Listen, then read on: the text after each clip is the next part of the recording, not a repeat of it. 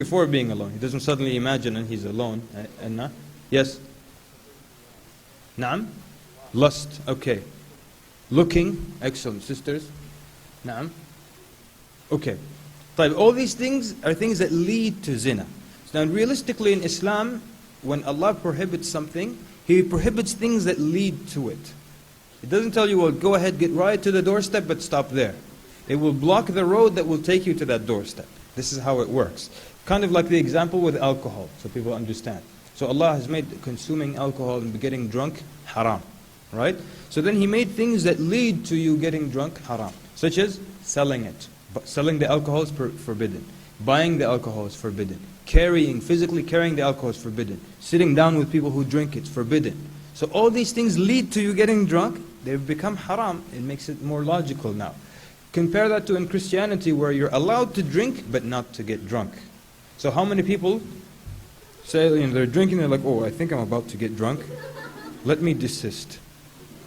You know what really happens? The reality, alcohol is a substance that alters your judgment. So how on earth are you supposed to drink something that alters your judgment and then suddenly make a judgment that you've had enough? It doesn't work like that. So then the same thing with fornication. You're not supposed to fornicate. So then everything that will lead to that has been made prohibited. So you look at things that will eventually lead to fornication. It begins with the look. You have to obviously see the person first. So it begins with the look, the smile, the talk, the being alone, the touch, the zina. You don't just get into the zina. There are things that go before that. And like I said, our main goal here is not just to talk about preventing zina, but we're talking about the steps that will lead to it, and I want to focus on those. The two main culprits then would be the intermingling that I want to talk about. Intermingling and the gaze, the looking at women, and intermingling. So when it comes to intermingling, for some reason people have used it to say, well, this is a type of extremism.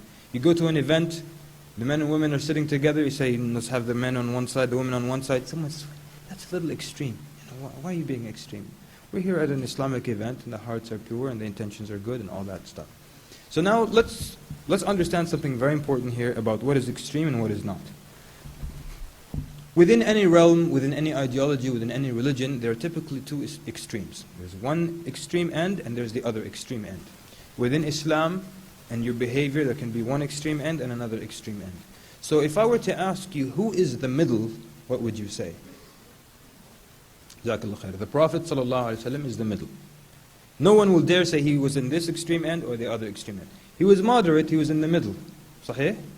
So now we look at what the Prophet ﷺ did.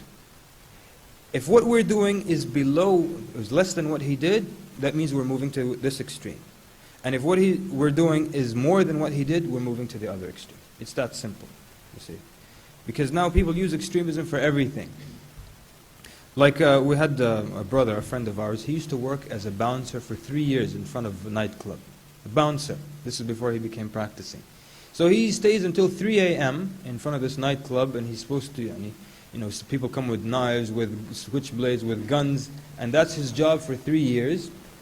And his parents never said, this is that other extreme end. So then he started to become practicing, and he would stay with us at our Islamic center. Sometimes we'd have a late kebab dinner until he'd go home by midnight. His parents now were like, we're worried for you, akhi, you're staying until midnight with these people. They were never worried when he used to be a bouncer and come home 3 a.m. But now they're worried because this type of extremism, which they think is extremism, but the other life, they didn't look at it as extremism. There are two families, one is practicing, the other is getting drunk. They don't say, well, this one is extreme. They warn the one who is practicing, don't become extreme. So this is something that we have that's incorrect.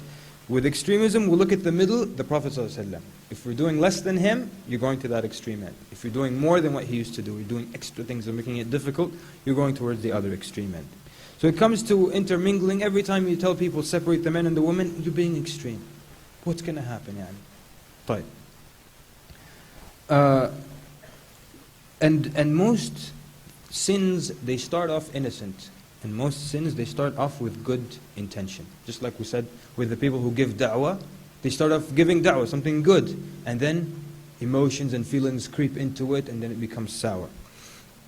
You have probably heard of the story of the past nations. A man, he was a abid and a salih, he was a righteous man and a worshipper of Allah. And then there were three brothers who wanted to go on a journey. So they thought, and they had a sister, they thought the best place was to leave their sister with this man who is a worshipper and known for his righteousness. So they asked him, and he said, I can't leave her with me. So they built her a place next to him, a shelter, and she would stay in that room, never leaving. So they left on their journey, and they went out for over a year. So in the beginning, the shaitan came to him, and he tells him something that's possibly correct. He said, haram, the lady's alone, and she may feel sick, or she has no one to feed her. So the man, every time he cooked for himself, he started to cook a little bit more. Now we're talking about something, good intention so far. He'd cook a little bit more, and he would bring the food and leave it on her doorstep, knock the door, and leave. He doesn't want now to engage in conversation or anything. Just knock the door, he would leave. So he would do that for a while. Then the shaitan came to him again, and he said, why don't you wait until she takes the food, so that no strange person sees her taking the food, they might become interested in her, or they might talk to her. So then he would stay until she would take the food. So he would say something to her, and so on and so forth. So what happens then? The barriers started to break. And this is something that happens a lot. MSAs, it happens in the Muslim workplace, it happens even within, like you find in the committees within the masjid. First, like I said, there's a great distance between the man and the woman, and then after a while, it becomes, they're giggling and joking and this and that. Because the barriers eventually break. So then he said, maybe she's lonely and homesick. So he would start to engage in chit-chat, small talk. And after a while, the small talk became where he would go inside and he would eat. And as you know the story, in the end, he fell into zina with this person.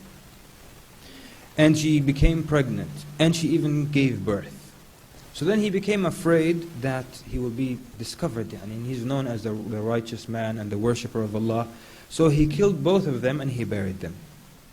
And after about a year and a half or so, the brothers returned, and he told them, Wallahi, your sister, she fell ill and she died, and this was the qadr of Allah Azza wa Jal, and she was buried and so on. So then they believed him because he was a righteous man, and they went away. And the shaitan kept coming to them in their dreams and kept telling them that this man killed her and he buried her in a certain place. So they went and they dug up that place and they found her buried with an infant and a child. So they knew. And they went to the sultan, the man in charge, and he was tried and he was now tied, awaiting his punishment. So while he was awaiting his punishment, the shaitan came to him in the form of a human, and he said, do you know me? The man said, I don't know you. He said, I'm the one who tricked you into this from the beginning. Because see, shaitan, he doesn't come to you and say, why don't you kill this person? Or why don't you perform zina? He starts with something simple.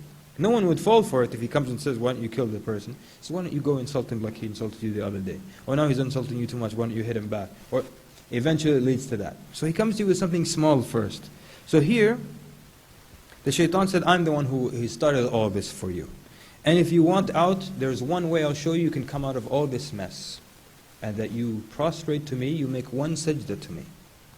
And this man who was a righteous man and a worshipper of Allah Azza wa Jal, he wanted to be freed from this embarrassing situation. So he made the sujood for the shaitan.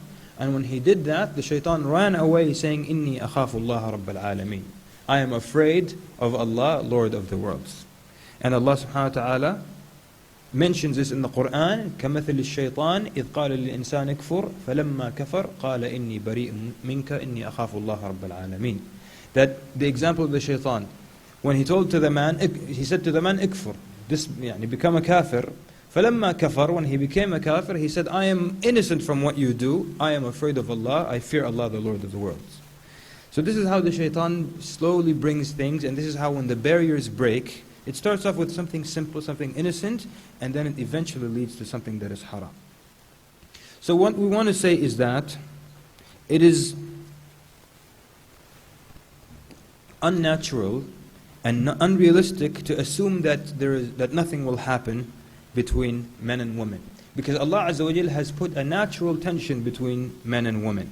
So to say that we can be friends and it can be an innocent relationship, it's really unrealistic. The Prophet ﷺ told us in Bukhari, I'm not leaving behind any fitna, meaning any temptation, more harmful to men than women. So no temptation is stronger for the man than a woman. So how can you have a hadith like this that tells you there's nothing, no stronger temptation, and then you say, well, we can be friends and nothing will happen? It's unrealistic to expect that. And one Muslim man came to me one time, he said, I have